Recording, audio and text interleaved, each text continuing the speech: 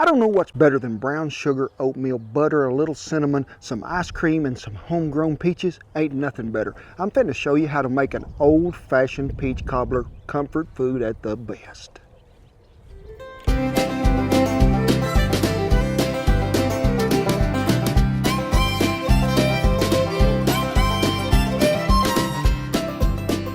Old-fashioned, classic style peach cobbler. The way my grandmother and them used to make it, when you come in from church on Sunday, you could smell that flavor all the way through the house. You'd skip the meal and run right to dessert because it was the best thing that was going on that day. So what does it take to put this deal together? First, a cup of all-purpose flour. 3/4 cup of packed brown sugar. I like to mix all that together.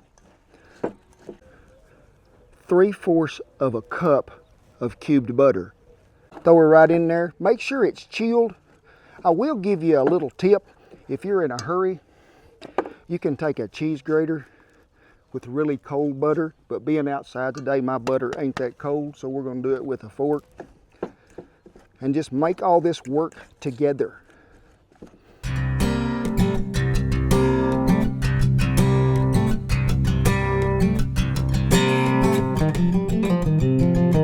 So folks, you can see we have sort of creamed this together. Now if you've got one of them fancy dandy handy gadgets like that stand mixer, it'll do all this work for you. But I don't have one, so we're going to make it into a ball stage, which is just like that. Set it aside. What is next? Our all-purpose oven. It is a 12-inch that has been lightly greased, and I want you to take this, sort of flatten it a little, and then we're just going to try to spread it on the bottom here. You can roll this out if you think you need to. It's going to get pretty thin. Now, if you was in the house, you would have preheated your oven to 350 degrees, and when you got to this point, you would slip it in there and let this cook for about 15 minutes. Guess what's next? Time to go to fire. Cook this a little dab till it sets up just a little. Then we'll put the filling together and the classic crumble on top. So folks, you see me using a tall trivet. That little crust is really thin. Remember what I told you? So I'm using a tall trivet, using a hardwood mesquite today.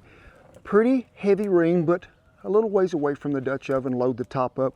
We're just going to let it set up just a little. I don't want it to brown. I don't want it to crisp. I just want it to set up to where it's firm to the touch. Like I say, in the oven, take about 15 minutes. Out here, only God knows. Well, we've been on about 8 or 10 minutes, so let's take a look. I've got something growing here. As thin as that is, we sure don't want it to bubble too much. So you can see this is already trying to take place and cook a tad. So we're going to slow it down on the bottom. Let that top catch up just a tad. Just because you took it off the fire doesn't still mean it ain't cooking, because it is. That cast iron is hot, holding that heat. So we take it off there. That ought to finish that bottom. Let the top catch up. Then we'll put the filling together. Well, folks, we checked this deal, and that dog will hunt right there. It is a done deal. Now, this is not going to pull from the sides like a pie crust or none of that. I just want it to brown a little and get a little firm to the touch, and we have accomplished that. So we're going to set it up here and get the peaches ready to pour in. That little bottom crust was done there, so let's work on this filling. Now, today I'm using some homegrown white peaches that a feller gave to me, and ooh, they are so good. It was about 2 pounds of them that were already peeled, a little sliced. Put them in there, put about 2 cups of sugar on them. Now, if you're using a canned peach, get you 2 of them 15-ounce cans, pour them in there. Don't pour all that juice in there just yet, because I don't want you to get it so thin. So we have brought this to a boil once, put a butter in there, let it incorporate a little. We're going to add about 1/4 of a cup of cornstarch. And as you can see, it is already beginning to thicken. I want it to get sort of like a pie filling you sort of pull out of the can, you know, but not hardly that. So we're going to let her go just a little bit more. But while you're doing this, it is one of them deals you have to stir constantly. So if you're stirring a long time, a man left, okay? I got it to the thickness I wanted, so now let's take her over here and let's go ahead and get it in that Dutch oven, and we'll make the crumble top filling that goes on it. Here we go. Right on top our little bottom crust we put on there. That's good enough to eat right there for it is. Better let it cool off or it'll burn the hair off your tongue. Let's put together our little crumble topping that goes on there like Grandma used to make. About 1/4 of a cup of flour, 1/2 cup of packed brown sugar, 1.5 cups of old-fashioned oats. I like to go ahead and mix all this really well before we go any further. 5 tablespoons of chilled butter, unsalted. This is going to be like a crumble that we just sprinkle over the top. So get it incorporated a little well there to where it'll make a crumble. I use a fork. Now you can use one of them crumb cutting pastry deals if you got one, but this is how I learned from Grandma and Mama, so that's what I'm going to use. When it gets to about that point, I like to try to get my hands in it. But you can see how it's sort of beginning to bond together there. All right, so you can see we've got most of them big chunks of butter all mixed up. Now when it gets to this point right here and you got it all incorporated well, I like to add a little cinnamon. How much? The right amount. A little nutmeg because that's the old-fashioned way. About a teaspoon of salt. Mix again really well. There's a secret. Grandma used to do this here. This is what you called butter flavored maple syrup. Now she'd run one across there, one across there, and one across there. How much is that? Probably close to 1/4 of a cup if I was guessing. Now I'm gonna pull this over here where I can work on it. And we're gonna take these crumbles. Now I like to sort of try to get them to where they'll sort of stay in one position. Lay them in there sort of flat instead of just scattering them right off the bat.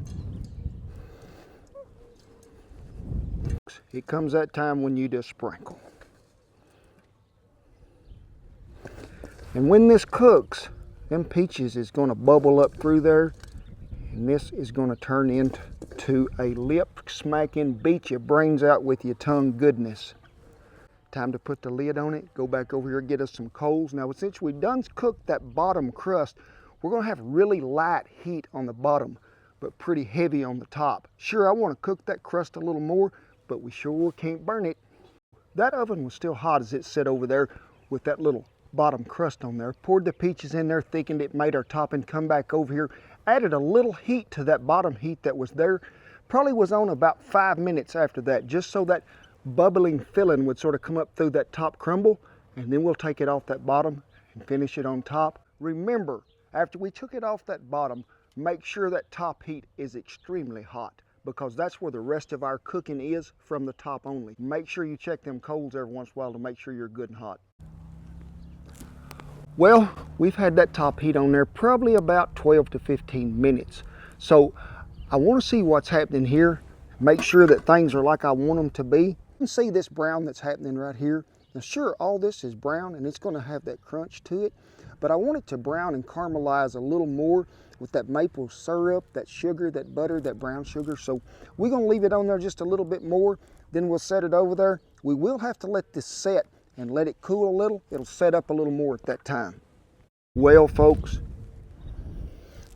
takes me back to my childhood memories. It does, coming in the house, getting that same smell. There's just something about the smell of peaches, brown sugar, butter, and a little maple syrup that, whew, it's pretty touching to me, because we had this a lot for special occasions, but every time that Mama or Grandma cooked it, we thought we were special.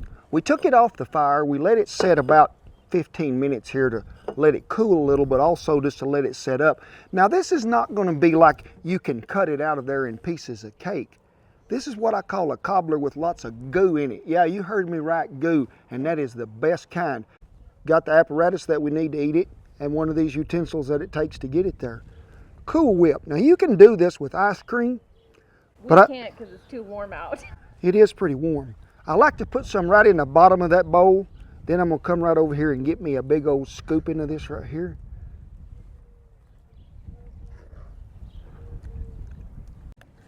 More, whoa, a jumper. More Cool Whip. Get me some of that oatmeal, some of that Cool Whip. Be ready for it to be hot, because it is. The crunch that oatmeal give to it, plus them peaches. Thank you, Mama and Grandma, so much for teaching me this recipe when I was little, because it is good eating. But you do it with ice cream, you do it with whatever you do it with, but do it and invite the neighbors and the friends over, because this is what food is meant to be, bringing people together, making them smile, making them feel good. Do you feel good? I'm feeling better every bite I take. Brought back a lot of childhood memories for me, it did. I hope you can create these memories at home when you cook it. Thank you so much. God bless you. Hit the subscribe button down there. See y'all down the trail. I've got to eat. Well, folks, as you can see, we got the wagon loaded. So if you're looking for something to do this Memorial Day weekend, where are we going to be? Lebanon, Missouri. Wagons for Warriors. This is about our third year. There'll be 30, 35 chuck wagons there. You can come out and get a sample from all of them, visit with everybody. But it's a great cause. It goes to the Fort Leonard Wood area, the Wounded Warriors there. So we ask you to come by, get you a ticket. We'd love to visit with you. Folks, if you ever want to know where we might show up, hey, be careful, we could show up at your house. But Shannon will have a little link down there that will get you an email newsletter that will tell you where we're at. You can always check the website. She'll have more information there listed below about Wagons for Warriors. It is a great cause because we owe these folks a lot on Memorial Day. God bless you.